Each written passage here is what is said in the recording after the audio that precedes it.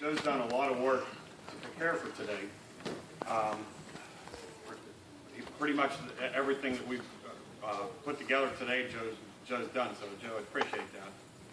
I want to thank those that supported me and gave me confidence to be here today, especially Luke. Luke said to me when we were getting ready for communion, I asked him if he wanted me to read the communion message, and he said, "Do you really think we want to hear from you twice today?"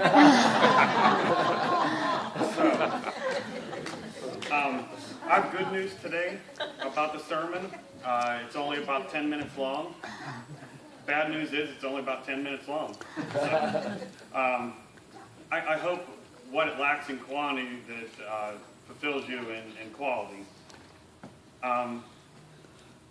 Greg asked in a sermon some time ago, if you could pass on one thing to your children, what would it be? I don't know if everybody remembers that, but it impacted me a lot. His reply was the ability to make wise choices. The basic definition of wisdom is the judicious application of knowledge. Wisdom is the ability to think and act using knowledge, understanding, common sense, and insight. So I've titled today's sermon, "Where Should Your Wisdom Come From?" The word wisdom is mentioned 222 times in the Hebrew Bible, what we know as the Old Testament. It is regarded as one of the highest virtues among the Israelites, along with kindness and justice. Both books of Proverbs and Psalms urge readers to obtain and to increase in knowledge and wisdom.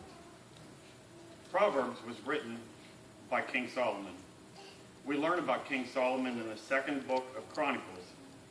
King Solomon, as you know, was the son of King David.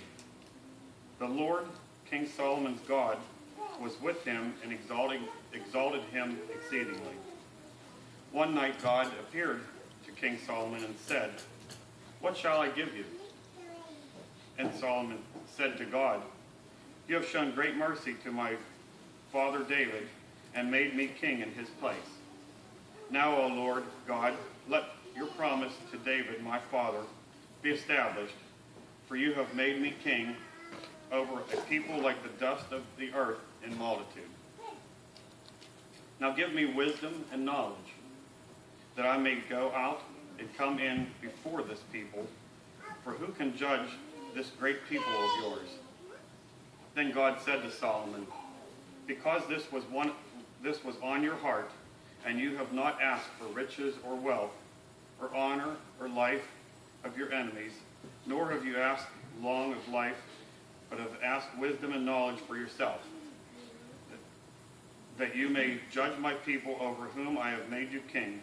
Wisdom and knowledge are granted to you, and I will give you riches and wealth and honor, such as none of the kings have who were before you, nor shall any after you have the like." I learned something from my son this week. As many of you know, Teresa and my son is in the Air Force, and he just finished non-commissioned officer school and is now a sergeant select. So he asked me, "Dad, what is a sergeant? For you in the military, what does a sergeant mean? What is a sergeant?" To me, I answered him that it's a leader. And he said, "Dad, that's correct. A sergeant is a leader, but in old Latin, a sergeant is a servant." King Solomon was indeed a wise leader, but he desired wisdom so he could be a better servant to God's people. Great leaders have since followed King Solomon's Proverbs style. President Lincoln, who read the Bible daily, was a great admirer of King Solomon, and he liked to speak in Proverbs. He was quoted paraphrasing Proverbs. He said, "Better to remain silent and be thought of as a fool than to speak and remove any doubt." Proverbs is a great book of wisdom. It begins with a great definition of wisdom: to know wisdom and instruction, to perceive the word of understanding, to receive the instruction of wisdom, justice, judgment, and equity, to give prudence to the simple, To the young man, knowledge and discretion.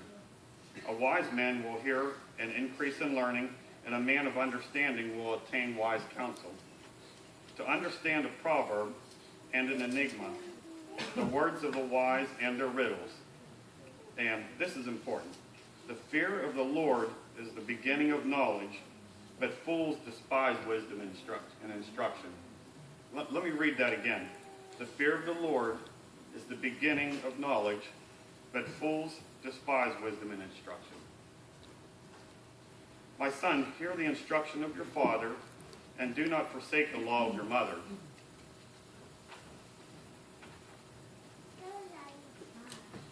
I like to read how-to books. I like to read how-to books on car repair and motorcycles and home repair. So when we had a son, I decided I'd read how-to books on raising a son. I read a lot of different books, and the best one I found was Proverbs. Proverbs, to me, could be renamed How to Raise a Teenager. It's a great guide, but the only problem I found was that parents buy into it, but teenagers don't. That's why it also explains patience and to be slow with your temper. When I was a teenager, I couldn't believe how much my dad didn't know. And the older I got, and when I had a teenager of my own, I couldn't believe how much my dad had learned in that time. As Christians, we should realize our knowledge is limited. That is the part that's meant in Proverbs. The fear of the Lord is the beginning of knowledge. Most everyone here knows the feeling to mourn, to be so helpless that there's nothing you can do to change your current situation. That's a good example of when you've reached the end of your knowledge and the beginning of God's wisdom. We must lean on God for guidance. In prior generations, it was important to put your family first. It was important that your children had a better life than you. Self-sacrifice for God and country was important. Remember when President Kennedy said, "Ask not what your country can do for you, but ask what you can do for your country"? It's changed since then. Since then, our culture's changed to a self-centered idea of what makes us happy comes first. We're a youth-driven culture that chooses the worship of celebrities rather than wise elders. I worked with a man once that was from India, and he always told me that when he retired, he wanted to move back to India. And I thought that was odd, because he always wanted to move to America, and he did, but when he retired, he didn't want to stay here. He told me the reason was that in India, wise elders are held in high regard. They're called for political leadership, and they're the center of the family unit. So I ask you, does that happen in our culture today? President Obama recently called on our entertainment artists at the Grammy Awards to make political and social statements to enlighten us. Now, do you really need Lady Gaga's wisdom in your life? I didn't understand that. But I don't fault President Obama. He's the master of knowing who our society listens to for guidance. I like to listen to Billy Graham, but I don't think Billy Graham would have the same impact in our society that our artists do, or actors. He wouldn't reach the same people. In closing, our culture believes we are the smartest since we're driven by information. We have the internet, and we're filled with information. But do we think? Where does your wisdom come from? Is it from current society, or is it from this? Is it from the Bible? Are we really smarter than the great leaders and minds of the past? Is your wisdom from the Creator?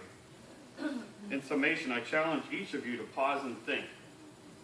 Question what information is important in your life. What is mere information and what is true wisdom? Will you let the wisdom of your Creator take you beyond your human knowledge? That's all I got. I'd like to have Joe come back up for our invitation.